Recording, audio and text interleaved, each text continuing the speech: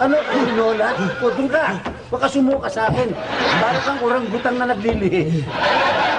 Ba't ba nagsusuka ka? Nakalulunak ng 2 piso man dyan. 2 piso. Na coins? Oo. Na coins? Oo man dyan. Ako, sama ng korte nun ah. Kailan mo nalulun yan? 2 taon na ho ngayon yun man dyan. 2 taon na. Bakit ngayon mo lang yung sinusuka? Wala kasi akong pera man. Magandang araw sa inyong lahat. Ngayon, bibigyang pugay natin ang buhay at karera ng isa sa mga kilalang komedyante at aktor sa industriya ng pelikula at telebisyon sa Pilipinas, si Ben Tisoy.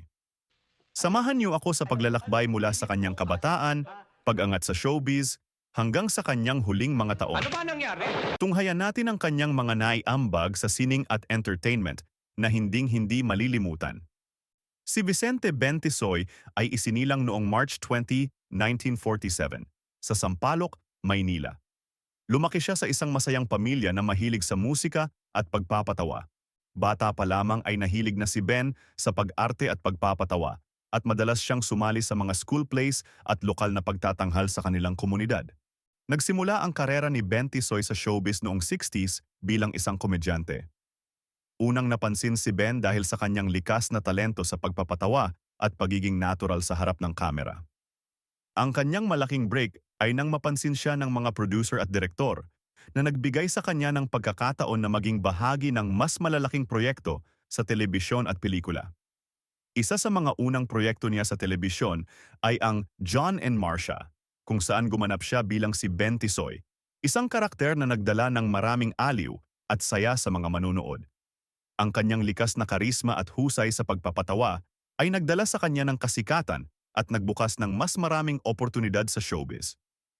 Si Ben Tisoy ay nagkaroon ng maraming tagumpay sa kanyang karera bilang isang komedyante at aktor. Naging bahagi siya ng iba't ibang pelikula at TV shows na nagpakita ng kanyang husay sa komedya. Ilan sa kanyang mga pinakatanyag na pelikula ay ang Iskul Bukol 20 Years After, 2008, Tisoy, 1977, at Atartan, 1978. Ang kanyang pagganap sa mga pelikulang ito ay nagbigay ng aliw at kasiyahan sa mga manonood. Bukod sa pelikula, naging tanyag din si Ben Tisoy sa telebisyon. Isa sa kanyang pinakasikat na palabas ay ang John and Marcia, kung saan gumanap siya bilang isa sa mga kaibigan ni John Puruntong na ginampanan ni Dolphy. Ang kanyang husay sa pagganap ay nagbigay sa kanya ng maraming tagahanga at respeto mula sa kanyang mga kasamahan sa industriya. Ang kanyang kontribusyon sa industriya ng komedya ay kinilala sa pamamagitan ng iba't ibang parangal mula sa mga prestihiyosong award-giving bodies sa Pilipinas. Ang kanyang dedikasyon sa kanyang propesyon at ang kanyang husay sa pagpapatawa ay nagbigay sa kanya ng respeto mula sa kanyang mga kasamahan sa industriya. Bagamat kilala si Ben Tisoy sa kanyang profesionalismo at likas na kakayahan sa pagpapatawa, hindi rin siya nakaligtas sa ilang kontrobersya. Isa sa mga pinag-usapan ay ang kanyang personal na buhay at mga issue sa kanyang pamilya. Sa kabila ng mga hamon na ito, ipinakita ni Ben ang kanyang tapang at determinasyon na magpatuloy sa kanyang karera at magbigay kasiyahan sa kanyang mga tagahanga. Noong November 18, 1982, sa edad na 35, pumanaw si Ben Tisoy dahil sa sakit na tuberculosis. Ang kanyang pagpanaw ay nagdulot ng malaking kalungkutan sa kanyang pamilya, mga kaibigan at mga tagahanga. Marami ang nagbigay pugay at nagbalik tanaw sa kanyang mga naiambag sa industriya ng showbiz. Ang pamana ni Ben Tisoy sa larangan ng komedya ay hindi malilimutan.